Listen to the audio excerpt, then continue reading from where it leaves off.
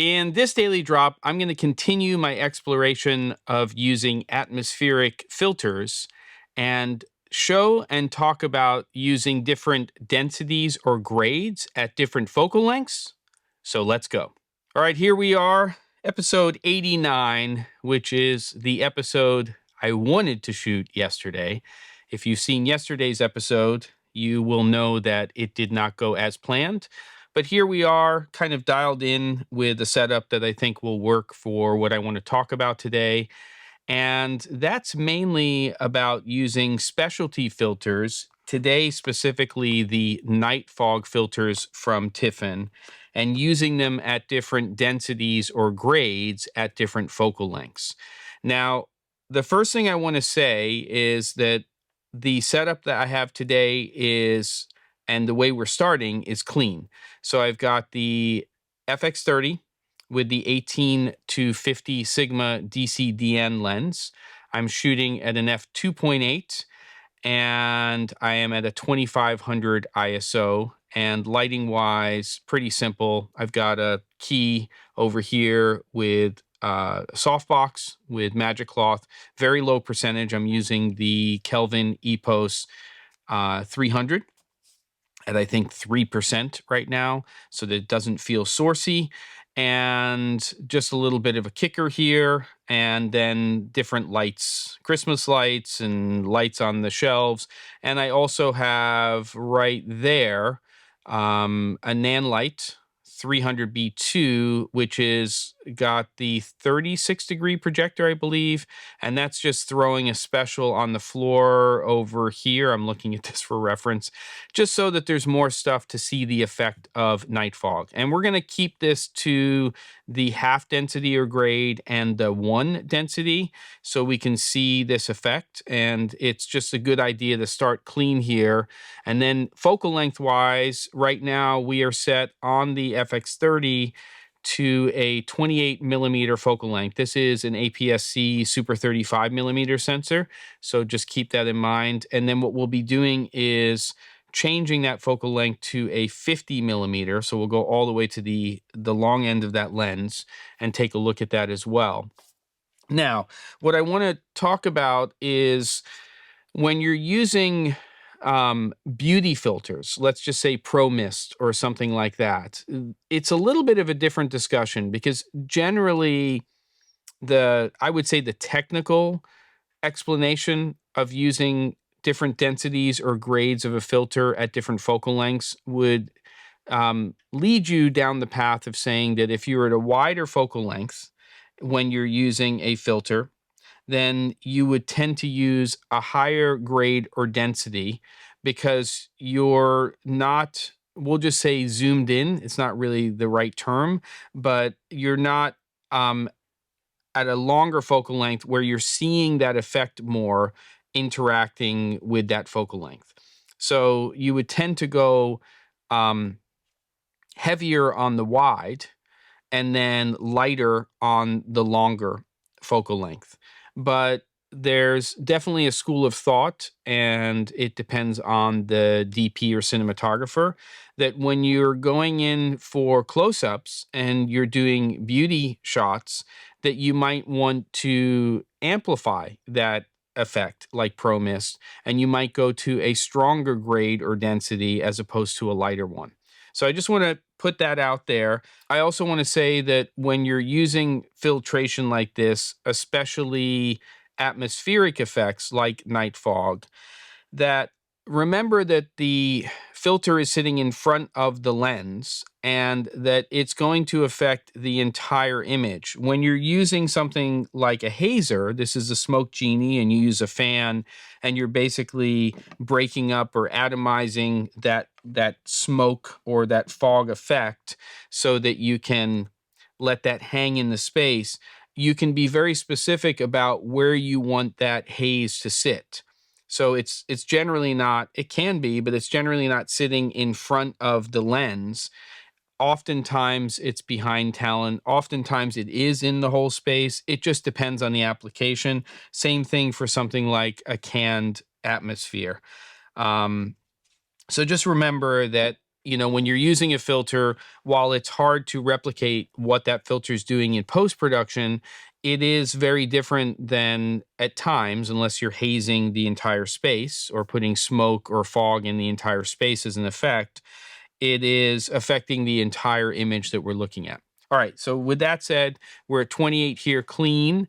And what we're going to do now is I'm going to dip to black, come back up. We're going to be looking at the half, and then we'll look at the 1, and then we'll do the same at the longer focal length. And then what we'll do is we'll kind of go back and forth. We'll show half and then 1 wide tight, and then we'll do the opposite. We'll show 1 and then half wide tight. So you can see all of those options.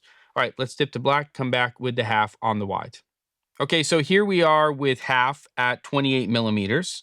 And when I did the episode a couple of days ago, when I went from 2 to 1 to this half, I really felt like this was a nice baseline for creating some atmosphere in the space, but still holding a nice sharpness on talent. So again, I have a lot of things in the frame for you to look at to see how it's changed, and they should be good reference points for you. What I'm going to do now is I'm going to dip to black so we can take a look at the number 1 grade or density with night fog. Okay, here we are with 1 night fog. So this density or grade is definitely stronger than we were seeing with half. You can feel a lot more atmosphere here, and you should start to see the blacks come up just a little bit more in the overall frame. I think you are still holding talent in terms of some sharpness, and it's not like it was the other day when I had 2 night fog on the camera, but it is definitely a more amplified effect. So now what I want to do is go to the longer focal length. We're going to take a look at half again, and then at 1, and then we'll do our back and forth so you can see what that looks like. All right, so here we are with half at the 50 millimeter focal length.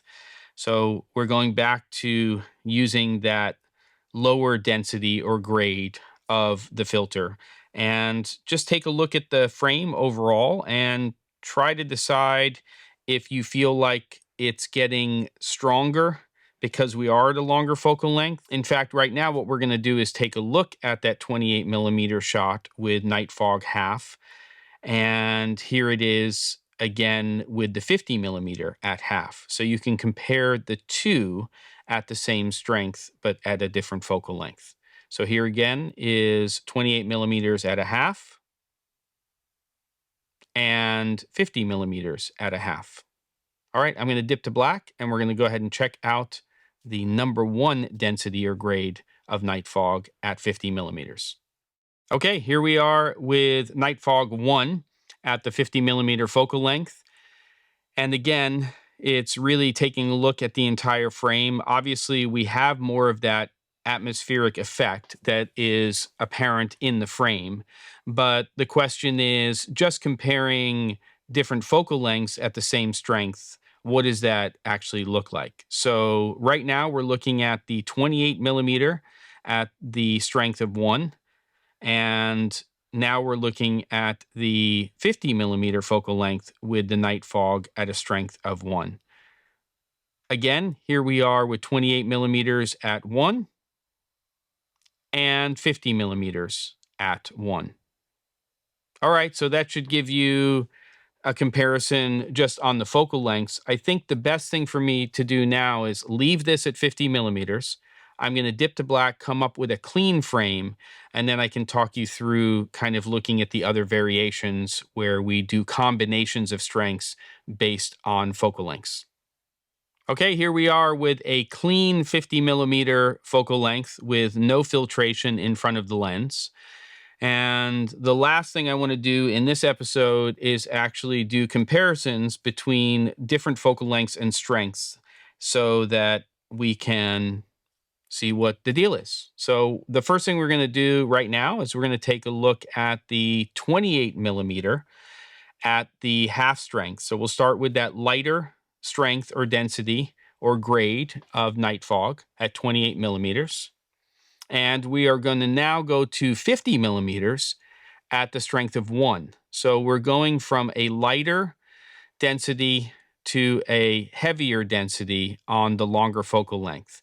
And we'll see how that feels in terms of an effect. Now, I don't think it's going to be what you might want to achieve if you were using, again, a beauty filter like a Pro Mist or a Glimmer Glass, but it's still interesting to see what it feels like when you are going from lighter to heavier.